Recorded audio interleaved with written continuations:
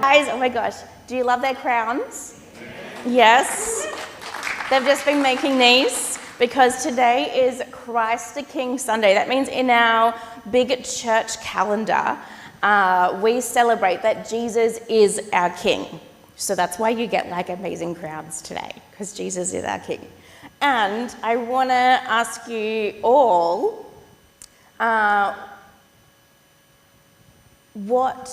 what is my question? Hang on. Who gets to wear crowns like this? The king, kings, queens, princesses, princes, all sorts of people. And do you know that in Australia, even though we're very far away from our monarch, we have a king. Did you know that? Yeah? Do you know who our king is, Louis? King Charles. Yes! Oh my gosh. Well done. It is King Charles. I'm so impressed that you knew that. Here you go. You get a lolly. I have, today we're going to be very interactive, and I have lollies for all things today, okay? I'm going to leave this up here, actually. It's nice and close to me. Okay. Today, we're talking about kings. We've got King Charles is our king. What jobs do kings do? What do you reckon King Charles does as like part of his job? Any guesses? I don't know. You don't know? Do you want to guess, Sophia? What might a king do? I don't know. Don't know? Anyone else got an idea? Yes. He does go out and meet people. You get a lolly, Tracy. Anyone else want to have a guess what the king does? Yes. Opens Parliament. Yes, Claire. Defender of the faith. Yes. Anyone else have an idea what the king might do? Yes. He goes and meets people, says hello to them. What else does he do? Wears a crown. Oh, he does wear a crown, special occasions. What else might he do, Sophia? Help the Queen. Help the Queen? Yeah, did that once upon a time. Oh, he does too. Anyone here got a birthday card yet?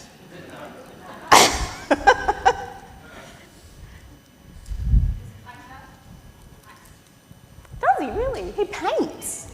I didn't know that. That's amazing. That's cool. Kings, queens, they rule the people, don't they? Tracy, you got another one?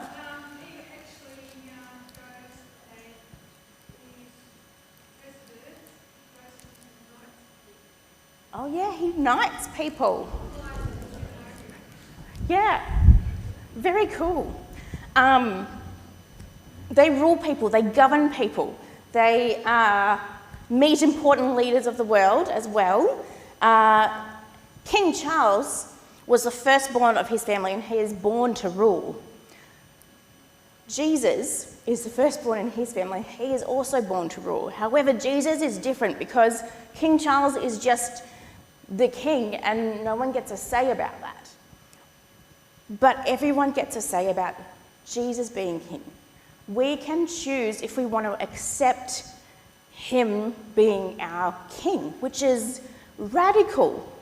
It's a radical thing. We get to choose if we want him to be our king, which is as easy. It's easy to want to do things our own way, but Jesus is not that kind of king. It's easy, to want to do things our way and to be our own boss, but Jesus doesn't want to boss us around like that. He is the kind of king that wants to help people and serve people, so very different. He wants to lead his people, lead us into doing good things for ourselves and for others, and to share that kind of kingdom, that kind of kingship with others. I've got some questions that we're going to think about. The first one is, what would you do if you were king or queen? What would you do if you were king or queen? Everyone's going to think about this in a second. What would you do if you were king or queen?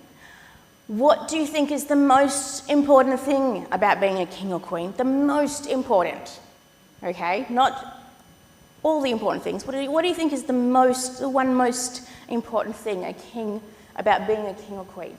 Third thing, what do you think it means to have Jesus as a king?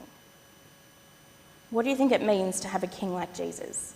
I'm going to give us 2 minutes to share an answer to one of these questions with the people around you.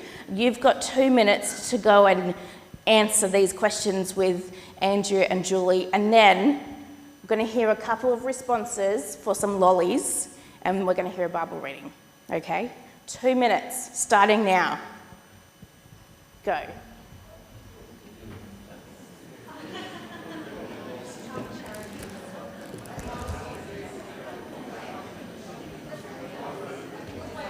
Can the kids or me run with the lollies? Yes, Just because we please.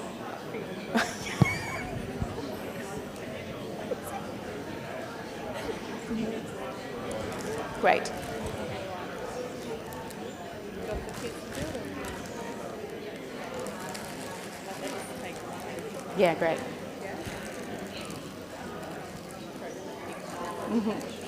Yeah. It's always fun though. These I've done it with big and chocolate puffs.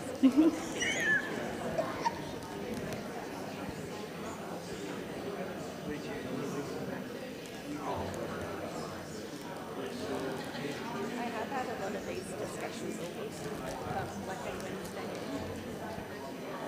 All my classes Oh. Wow.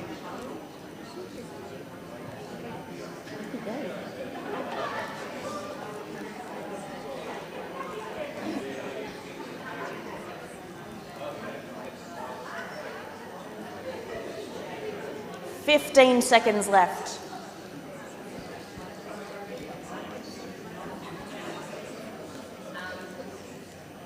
5, 4, 3, 2, 1. Okay. Kids and Andrew and Julie, come on over here. I need you guys to help Tanya run around and give some of these out. Here we go. Okay. Did you answer any of these questions, first of all?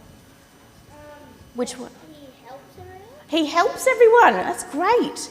Make sure you keep one of those as well. What about you, Sophia? Did you have any answers? Make covers, like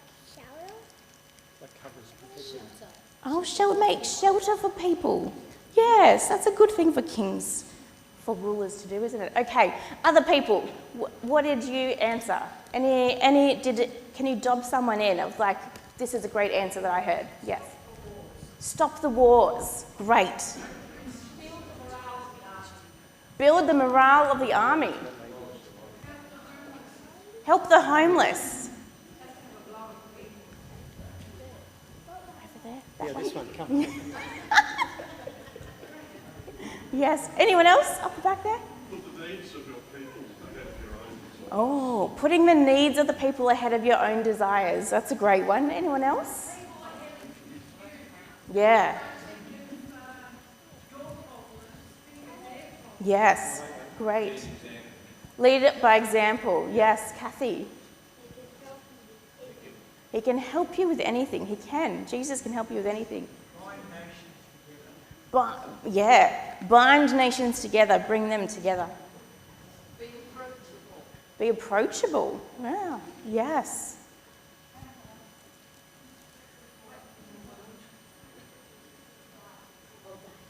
Yeah. Anyone else got an answer? Yes, over there. Listen. Yeah, Jesus listens. Yes. Brilliant. These are great answers. We are going to find out what Jesus thinks is the most important thing about being a king by listening to a Bible passage. I'm going to ask you guys to come and sit down here in this front seat because we're going to hear this Bible reading 2 times. And the question I want you all to be thinking about is, can you spot what Jesus thinks is the most important thing? Thanks, Michael. Over to you. The gospel story today is a conversation between Jesus and the governor, a man named Pontius Pilate. Pilate wanted to know if Jesus really thought he was a king and what kind of king Jesus was. Here's what happened. John 18, beginning at verse 33. Pilate then went back inside the palace, summoned Jesus and asked him, "Are you the king of the Jews?" "Is that your own idea?" Jesus asked, "or did others talk to you about me?" "Am I a Jew?" Pilate replied. "Your own people and chief priests handed you over to me. What is it that you have done?" Jesus said, "My kingdom is not of this world. If it were, my servants would fight to prevent my arrest by the Jewish leaders. But now my kingdom is from another place." "You are a king then," said Pilate. Jesus answered, "You say that I'm a king. In fact, the reason I was born and came into the world is to testify to the truth. Everyone on the side of the truth listens to me." That was great. Thank you, Michael.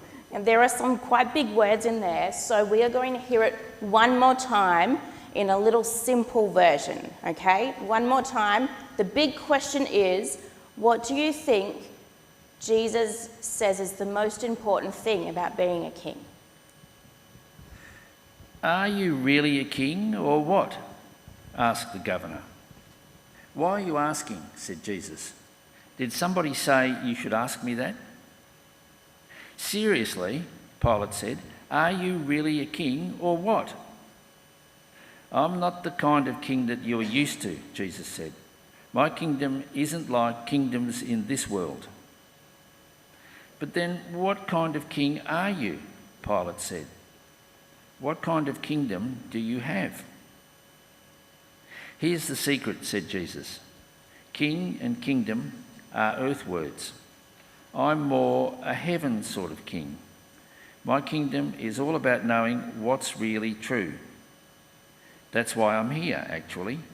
I came to speak the truth, and people who love the truth hear my voice and follow me. How about you?" Thank you so much, Michael. Okay, I'm going to see how well you were listening because now I've got two questions, not just one. I wonder what sort of kingdom Jesus has. A heavenly one, yes. Yes, a heavenly one. Now, I wonder what Jesus thinks is the most important thing. Truth, yes. Yes, truth. Now, just one verse later, the governor, his name is Pilate, he says, "What is truth? What is truth?" And I wonder what he was thinking, what Pilate was thinking about a king, Jesus, being a king whose job was just to tell the truth. What do you reckon Pilate might be thinking about that? A bit weird, maybe? That won't make him popular. Not the usual practice at all, is it? Still isn't. What is truth? The kind of truth the Bible talks about and the kind of truth that Jesus talked about is the truth that Jesus is king yesterday, today, and forever. He is a king that lasts forever. But his kingship, remember, isn't like everyone else's kingship. His kingdom isn't like everyone else's kingdom. His kingdom is a heavenly one, not an earth one. And most kings were born in palaces.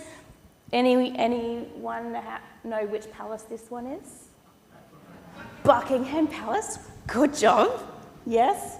Most kings are born in palaces, sleep in grand beds, but Jesus' bed, his first bed, was in an animal feeding trough. That's what he laid in when he was born. He was born in like a little stable cave thing. And he was a refugee in the first few years of his life. Very different beginning for a king. Most kings are big and powerful and have armies to fight the battles, but Jesus came to be a servant for everyone. And he even washed his friends' feet. That's how big of a servant he was. Most kings wear nice big clothes, royal robes, sparkly crowns. But Jesus, the only crown we see him wearing in the Bible is this one, a crown of thorns. That is not going to be a nice crown to wear. Very painful, very prickly, not nice. Most kingdoms fight over land and resources, but Jesus, he fights over people's hearts. He really wants to win people to be part of his kingdom and follow him. The truth, the big capital T truth that Jesus thinks is the most important is that God sent him into the world to be this different sort of king. A king who loves everyone unconditionally, a king who serves his people, even by paying the ultimate price for all people to be friends with God again. Right from the beginning of the Bible, from the beginning of creation, people made a choice. The first people made a choice to be their own bosses and live their own way. And ever since then, all people who have been born since then, gosh, we want to live for ourselves. It's so much easier to want to give in to that. And so we've all fallen into the pattern of rejecting God first, and that needs repairing. And that's what Jesus did when he died on the cross. He died to repair that relationship with God. And so whoever chooses to want Jesus to be their king, this is the truth that they believe as well. That Jesus died, but he didn't stay dead, he came alive again. So Jesus' kingdom is an opt-in one. We have to choose to want to be part of it. That's the choice that Jesus gives us, that God gives us. Under his kingship, in his kingdom, he promises to make everything right again in the world. Everything that you think of as being wrong with the world, Jesus promises will be right again when he returns. He promises to heal and comfort anyone who's sad or brokenhearted or hurt. He promises that there will be no more pain in his new kingdom. He promises forgiveness right now between God and others. He promises a new creation. It's going to be bigger and better than what we have right now. A life with him that is truly good for us and for everyone around us. That's the kind of kingdom Jesus wants us to be part of. We get to receive some of those promises right now, but some of them are going to come later when Jesus comes back down from heaven to earth. Some of them we're going to wait for. That, when he comes again, that will be the time when there is only one kingdom. No others will be around anymore, only one, only Jesus' kingdom. So I wonder, knowing all those promises, if you would like to live in God's kingdom. Maybe you already do, which is great. But in case you're wondering and you want to know how to accept Jesus' invitation to be part of his kingdom, here's a little prayer that you could say. You could say it right now in your head as I read it, or you could say it later on, or you could share it with your children or grandchildren or whoever you know who might want to join God's kingdom. This is what it says. Dear God, I want to be in Jesus' kingdom. I am sorry for saying no to you before, and now I want to say yes. Please forgive me. I believe Jesus died and rose again so I can join your kingdom. I say yes to Jesus being my king. Please, Jesus, guide my life. Amen. So if you said that prayer for the first time today, then praise the Lord, there's a party in heaven for you right now. And we want to celebrate with you too. So if that was you, then please tell us so that we can celebrate over morning tea. If you said that for the first time as like a recommitment to God, to being part of his kingdom, then also praise God. I'm sure there's another party for you in heaven right now too. We'd want to celebrate with that as well. If you're someone who wants to explore what this kingdom life is like with Jesus as King, then we also want to know that as well, because we'd love to explore that with you. There's small groups and prayer groups, and we can just chat about it through all sorts of things, and next year hopefully some alpha courses and things like that as well. So if that's you, we want to know about it so we can help you explore and be on this journey with us. And one more thing for us to think about. We're coming up to something very special in a few weeks' time. Does anyone know what that is? It is Christmas, yes. Christmas is coming, everyone. And it's very easy for us to forget that Jesus is the King of Christmas. He is the whole reason why we have Christmas. We might get distracted by the presents, the things that we buy, or the people that we're going to see. It can be so easy for things to get in the way of the true meaning of this season that we're about to go into. So I want to encourage you today to think about how you're going to help keep Jesus as the King of your Christmas season. We've got a week to go before we get into Advent, so you've got a week to think about how you're going to make Jesus King over December for you. We are going to pray now to Jesus, our King. Meanwhile, the kids are going to go and keep thinking about Jesus as our King with a little snack activity. So I'm going to let you guys go off with Andrew and Julie, and we're going to keep praying to God, our King.